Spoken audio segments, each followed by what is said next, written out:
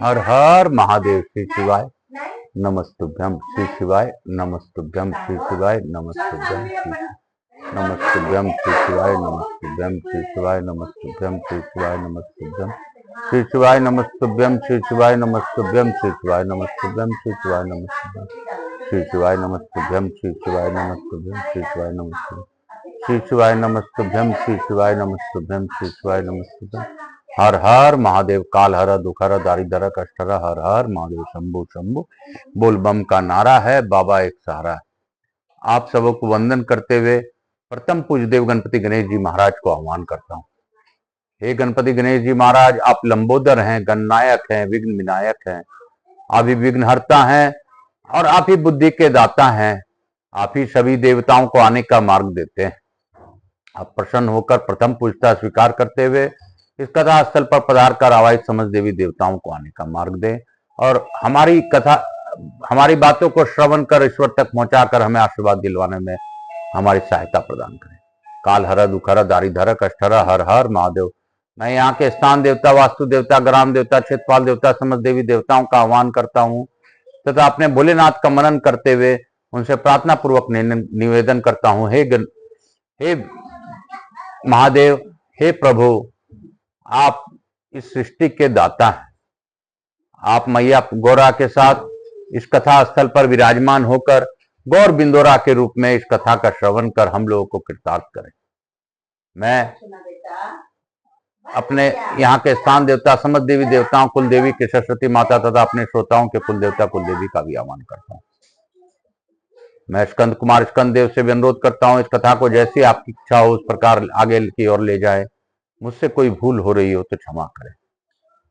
मैं जगन्नाथ जी और समस्त देवी देवताओं का मनन करते हुए, प्रभु भोलेनाथ का मनन करते हुए आज की कथा आगे की ओर ले जाने का आज्ञा चाहता हूं। मैं आकाश रजगड़िया बंसल गोत्र उमा शंकर नारायण देवी कांता रजगड़े पुत्र आचार्य संगीत कृष्ण जी महाराज सांवरिया बाबा के नाम से विख्यात, मैं अपने गुरु का वंदन करते हुए गुरु आज्ञा लेकर आज की कथा प्रारंभ करता हूं। गुरु तत्व पंडित प्रदीप जी मिश्रा को बार बार नमस्कार करता हूं। इस कथा स्थल को भक्ति पूर्वक श्रवण करवाने और करने का भाग हमें प्राप्त हुआ है। हे बाबा, यह आपकी दया है, इसमें कोई शंका नहीं। काल हर दुख हर दारिद्र कष्ट हर। हर हर महादेव। शंभु शंभु बोल बम का नारा है, बाबा एक सहारा है। बोलो बम, बोलो बम, बोलो बम। काशी काशी शिव काशी मोक्ष नगरी काशी की जय। काशी काशी शिव काशी मोक्ष नगरी काशी की जय। कल हम लोगों ने अद्भुत कथा का श्रवण किया था। ओमकारेश्वर जो काशी में विराजमान है उसके बारे में जाना था। उसमें इस प्रकार जाना था, इस प्रकार कमलोद्भव ब्रह्मा जी को वर देकर भगवान शंकर पुनः उसी महालिंग में लीन हो गए।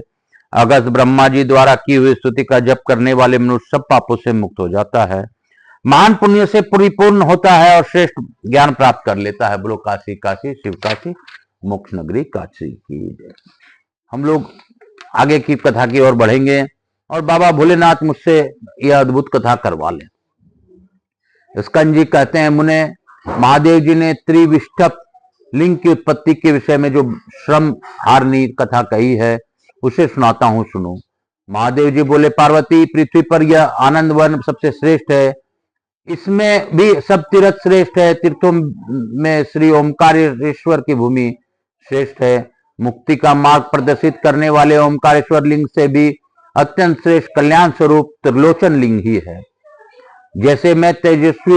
जैसे तेजस्वियों में सूर्य और दर्शनीय वस्तुओं में चंद्रमा श्रेष्ठ है, उसी प्रकार समस्त लिंगों में त्रिलोचन लिंग श्रेष्ठ है। जो महाबुद्धिमान मनुष्य काशी में त्रिलोचन लिंग की पूजा करते हैं वे मेरे प्रति चाहने वाले त्रिलोक निवासियों के द्वारा पूजनीय है। गिरिराज नंदिनी यद्यपि ओमकार आदि सभी मुख्य लिंग समस्त पापों का नाश करने वाले हैं, परंतु भगवान त्रिलोचन की शक्ति कुछ और ही है। प्रिय पूर्व काल में जब मैं युक्त होकर बैठा था उस समय यह महान लिंग 7 पतालों का भेदन करके भूतल से मेरे सामने प्रकट हुआ था। यह त्रिलोचन लिंग ज्ञान दृष्टि देने वाला बताया गया है। जो भगवान त्रिलोचन के भक्त हैं वे सभी त्रिलोचन स्वरूप हैं। मेरे पार्षद और जीवन मुक्त हैं। वैशाख शुक्ल तृतीया को पिलपिला कुंड में स्नान करके जो भक्ति पूर्वक उपवास करके रात्रि में जागरण और त्रिलोचन की पूजा करते हैं, फिर प्रातःकाल वही स्नान करके त्रिलोचन लिंग को पूजा करके पितरों के उद्देश्य से अन्न और दक्षिणा सहित धर्म घट दान करते हैं, तत्पश्चात शिव भक्तों के साथ बैठकर पारण करते हैं, वे इस पार्थिव शरीर का त्याग करके पुण्य से प्रेरित हो निश्चित ही मेरे आगे चलने वाले पार्षद होते हैं। स्कंद कहते हैं, मुने प्राचीन रथ अंतर कल्प की बात है। भगवान त्रिलोचन के मणि के निर्मित मंदिर में कभी कबूतरों का एक जोड़ा निवास करता था। वे दोनों कबूतर प्रतिदिन प्रातः, मध्याह्न और सायंकाल में मंदिर की परिक्रमा करते हुए सब और उड़ते और अपने पंखों से हवा से मंदिर में लगी हुई धूल को दूर किया करते थे।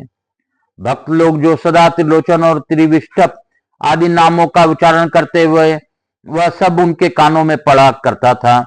उन दोनों पंछियों के नेत्रों में मंगल आरती को दिव्य ज्योति पढ़कर उन्हें भक्त जनों की चेष्टाएं दिखाती थी।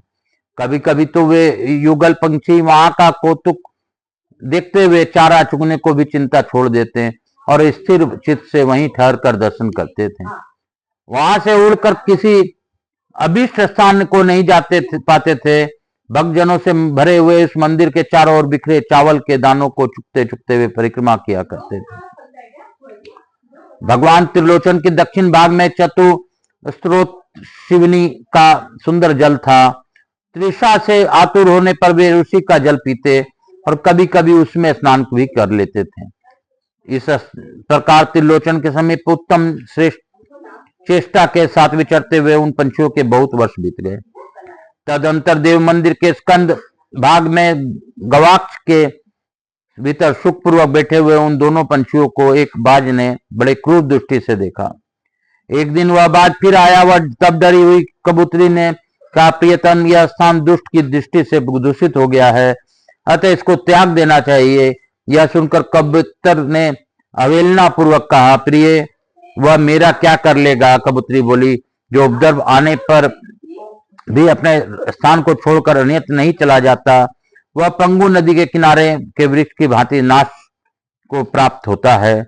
नाथ, जब तक यह काल रूपी बाज हम लोगों से बहुत दूर है, तभी तक तुम मुझे त्याग कर भी दूर चले जाओ, क्योंकि तुम्हारे जीवित रहने पर इस भूतल में कुछ भी दुर्लभ नहीं होगा। तुम्हें पुनः स्त्री, मित्र, धन और ग्रह प्राप्त हो जाएगा। यदि पुरुष ने स्त्री और धन के द्वारा भी अपनी आप को रक्षा कर ली, तो राजा हरिश्चंद्र की भांति उसे इस लोक में सब कुछ मिल जाता है। यह आत्मा की ही प्रिय बंधु है और यह आत्मा ही महान धन है। धर्म, अर्थ, काम और मोक्ष का उपार्जन करने वाला भी यह आत्मा ही है। जब आत्मा में क्षेम है, तभी तक त्रिलोकी में क्षेम है। किंतु उत्तम बुद्धि से युक्त पुरुष उस क्षेम को भी यश के साथ प्राप्त करना चाहते हैं। जिस क्षेम में सुयश का भाव है, उससे तो मृत्यु ही अच्छी है। पुरुष जब नीति के मार्ग पर चलता है, तभी उसे यश की प्राप्ति होती है। अतः नाथ, इस नीति के मार्ग का श्रवण करके उस स्थान में अन्यत्र चले जाइए। उत्तम बुद्धि वाली अपनी स्त्री कपोती के ऐसा कहने पर भी कबूतर उस स्थान से नहीं निकला। तब प्रातःकाल आकर उस बलवान बाज ने कपोत के निकलने के मार्ग में को रोक लिया और उससे कहा, कपोत, मुझे धिक्कार है, तुझे धिक्कार है, तुझ में तो जरा भी पौरुष नहीं है। अरे दुबुद्धि, या तो युद्ध कर रही है मेरे साथ, मानकर यहाँ से निकल भाग। यदि भूख से छीन होकर तू यहाँ प्राण देगा, तो तुझे पीछे निश्चित ही नरक में जाना पड़ेगा। उत्तम बुद्धि वाले मनुष्य पुरुषार्थ का आश्रय लेकर संकट से मुक्त होने के लिए प्रयत्न करते हैं। इस प्रकार बाज के फटकारने और पत्नी उत्साह दिलाने पर कबूतर अपने दुर्ग के द्वार पर आकर उस बाज से युद्ध करने लगा। बेचारा भूख प्यास से पीड़ित था, अतः बलवान बाज उसे पंजों से पकड़ लिया और कबूतरों को भी चोंच में दबा लिया। इस प्रकार उन दोनों को पकड़कर बाज शीघ्र ही आकाश में उड़ गया। तब कबूतरी ने कहा, नाथ, यह स्त्री है, ऐसा समझकर तुमने मेरे बातों की उपेक्षा की, इसी से आज इस अवस्था को प्राप्त हुए हो। क्या करूं, मैं अबला हूं, परंतु अब भी मैं तुम्हें हित की बात कहती हूं। तुम बिना विचारे इसका पालन करो। जब तक मैं इसकी चोंच में पड़ी हूं और जब तक ये पृथ्वी पर पहुंचकर स्वस्थ नहीं हो जाता, तब तक ही तुम अपने को इस चुगल से छुड़ाने के लिए इस शत्रु के बाज में पचोच मारो। पत्नी की यह बात सुनकर कबूतर ने वैसा ही किया। फिर तो पैर में पीड़ा होने से बाज बहुत देर तक ची ची करता रहा। इतने में ही कपोती उसके मुख से छूटकर उड़ गई। इधर पांव की उंगली के शिथिल होने से कबूतर भी छूटकर गिर पड़ा। अतः बुद्धिमान पुरुषों को विपत्ति में भी कहीं उद्योग नहीं छोड़ना चाहिए, क्योंकि उद्यमी पुरुष दुर्बल हो तो भी सफलता के भागी होते हैं। अतः मनीषी पुरुष विपत्ति काल में भी उद्यम की प्रशंसा करते हैं। तदंतर वे दोनों पंछी काल योग से मुक्ति पूरी अयोध्या में सरयू के किनारे मृत्यु को प्राप्त हुए। उनमें से एक कबूतर तो विद्याधर हुआ, वह मंदार दामा का पुत्र था और उसका नाम परिमालालय रखा गया था। वह कुमार अवस्था से ही शिव जी की भक्ति में तत्पर हुआ। उसने अपने मन और इंद्रियों को पूर्णतः जीत लिया था। भगवान त्रिलोचन की शरण लेने के से पूर्व जन्म में के अभ्यास वश उसके यह नियम कर लिया कि जब तक शरीर स्वस्थ है तब इंद्रियां भी शिथिल नहीं आ जाती, तब तक काशी में भगवान त्रिलोचन की पूजा किए बिना मैं थोड़ा भी भोजन नहीं करूंगा। ऐसा प्रतिज्ञा लेकर वह परिमालय प्रतिदिन काशी में त्रिलोचन का दर्शन करने के लिए आता था। उधर वह कपोती भी पताल में नागराज रतनदीप के घर में कन्या रूप में उत्पन्न हुई। उसका नाम रत्नावली रखा गया। उसकी दो सखियां थी, जिनमें से एक का नाम प्रभावती और दूसरे का नाम कलावती था। ये दोनों सदा रत्नावली के साथ रहते थे। उस कन्या ने अपने पिता के शिव शक्ति में तत्पर देखकर नियम लिया, मैं प्रतिदिन अपने दोनों सखियों के साथ काशी में त्रिलोचन की पूजा करके ही मौन व्रत का त्याग करूंगी, अन्यथा नहीं। इस प्रकार वह नाग कन्या अपने दोनों सखियों के साथ प्रतिदिन काशी में आती थी और त्रिलोचन के पूजा करके लौट जाती थी।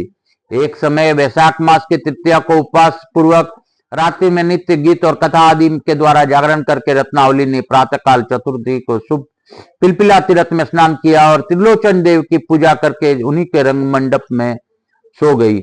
उस समय शुद्ध कपूर का समान गोरे अंग वाले जटा मुकुट मंडित शशिभूषण भगवान त्रिलोचन उस लिंग से निकल कर बोले, कन्याओं तुम सब लोग उठो। तब उन्होंने उठकर उनके आगमन को कोई संभावना नहीं थी, उन भगवान त्रिलोचन को प्रत्यक्ष देखा और उन्हें लक्षणों से ईश्वर जानकर उनके चरणों में वंदना की। भगवत दर्शन से उन कुमारियों में मुख का प्रसन्नता छा गई और वे गदगद कंठ में से भगवान शिव की स्तुति करने लगी। शंभो आपकी जय हो, ईशान आपकी जय हो, सर्वव्यापी और सब कुछ देने वाले प्रभु आपकी जय हो, त्रिभुवन को उत्पन्न करने वाले तथा भक्त जनों के अधीन रहने वाले परमत नायक आपको जय हो, परनत जनों के सब कुछ देने वाले प्रभु आपकी जय हो। सब विद्यों के ज्ञाता विधाता भी आपकी स्तुति करने में कुशल नहीं है, नाथ आपकी स्तुति करने में बृहस्पति को भी वाणी कुंठित हो जाती है। सर्वज्ञ स्वामीन वेद भी आपके यथार्थ रूप से नहीं जानते हैं। आप अनादि और अनंत हैं, मन आपके मनन नहीं कर सकता। आपको नमस्कार है, नमस्कार है, नमस्कार है। त्रिलोचन आपको नमस्कार है, त्रिविष्टप आपको नमस्कार है। यूं कहकर उन कुमारियों ने दंड की भांति पृथ्वी पर गिरकर प्रणाम किया। तब उन्हें उठाकर भगवान चंद्रभूषण ने कहा, मंदार दामा का पुत्र परिमालालय समस्त विद्याधरों में श्रेष्ठ है, वही तुम लोग का पति होगा। तुम तीनों मेरे भक्त हो और वह तरुण विद्याधर भी मुझसे भक्ति रखता है। तुम चारों जीवन का अंत होने का मोक्ष प्राप्त करोगे। जन्मांतर में तुम्हें सब ने मेरी सेवा की है, इससे तुम लोगों को भक्ति भावित निर्मल जन्म प्राप्त हुआ है। भगवान शंकर को ऐसा कहने पर कन्याओं ने प्रसन्नचित होकर हाथ जोड़कर प्रणाम करके पूछा, नाथ हम चारों ने पूर्व जन्म में किस प्रकार से आपकी सेवा की है। भगवान शिव बोले, नाग कन्याओं सुनो, यह रत्नावली पूर्व जन्म में कपोती थी और श्रेष्ठ विद्याधर इसका पति कपोत था। यही मेरे मंदिर में इन दोनों ने दीर्घ काल तक सुखपूर्वक निवास किया है। इन्होंने अपने पंखों की हवा से मेरे मंदिर में लगी हुई धूल को उड़ाकर साफ किया है। ऊपर से लेकर नीचे तक प्रतिदिन अनेक बार मेरी परिक्रमाएं की हैं। आकाश में उड़ते और मेरे आंगन को विचरते समय भी इन्होंने मेरे प्रतीक्षा की है। यहाँ की चतुंदर तीर्थ में स्नान किया है और बार बार उसी का जल पिया है। मेरे भक्तों ने यहाँ जो जो उत्सव और कौतुक किए हैं उन सबको इन्होंने देखा है। अनेकों बार मेरे मंगल आरती का दर्शन किया है और कानों से मेरे नामामृत का पान श्रवण किया है। यद्यपि इनकी मृत्यु मेरे समीप नहीं हुई तो भी इन्होंने काशी की प्राप्ति करने वाली अयोध्या में प्राण त्याग किया है। अयोध्या में मरने से भी यह रत्नदीप नाग की कन्या हुई है और इसका पति कबूतर विद्याधर का पुत्र हुआ है। तुम लोगों ने में जो ये प्रभावती और कलावती है, ये इससे तीसरे जन्म पहले महर्षि चाणक्य की पुत्री चारणी की पुत्रियां थी। दोनों में परस्पर बड़ा अनुराग था और दोनों शील एवं सदाचार से संपन्न थी। उनके पिता चारणीय ने आमुष्यायन के पुत्र नारायण से इसका विवाह कर दिया। नारायण अभी किशोर अवस्था के थे। एक दिन वन में समिधा लाने के लिए गए। इतने में ही भाग्यवश किसी ने सर्प ने उनको डस काट लिया। चाणक्य के दोनों कन्याएं भवानी और गौतमी वेदव्य दुख से अत्यंत दुखी हो पड़ी, बड़ी दीनता की प्राप्त हुई। इसलिए ब्याह करने वाले पुरुषों को चाहिए कि वह देवता और नदी नाम वाली कन्या से विवाह न करे। तदनंतर किसी ऋषि के अद्भुत आश्रम में जाकर उन कन्याओं ने मदहोश ऋषि के लिए बिना ही कुछ केले के फल तोड़ लिए। फल को चोरी का परिणाम यह हुआ कि ये दोनों दूसरे जन्म में वानरी हो गई, परंतु इन्होंने शील और सदाचार की रक्षा की थी। अतः उस धर्म के प्रभाव से इनको जन्म में काशी में हुआ है। वे नारायण ब्राह्मण सर्प से डसे जाने पर भी अपने पिता का सेवा रूप प्रव्रत के प्रभाव से काशी में कबूतर हुए। इस प्रकार यह विद्याधर युवक जन्मांतर में इन दोनों का ही भी पति रह चुका है और इस समय भी तुम तीनों का पति होगा। इस मंदिर के पार्श्व भाग में जो बहुत बड़ा बरगद का वृक्ष है, उसी पर वे दोनों वानरियां रहती थी। वे